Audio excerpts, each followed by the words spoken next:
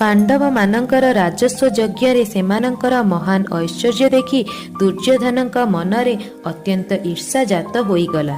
ତେଣୁ ଶକୁନି ଆଦିଙ୍କ ସମ୍ମତିରେ ଜୁଆ ଖେଳିବା ପାଇଁ ସେ ଯୁଧିଷ୍ଠିରଙ୍କୁ ଡକାଇଲେ ଏବଂ ଛଳରେ ତାଙ୍କୁ ହରାଇ ତାଙ୍କ ସର୍ବସ୍ୱ ହରଣ କରିନେଲେ।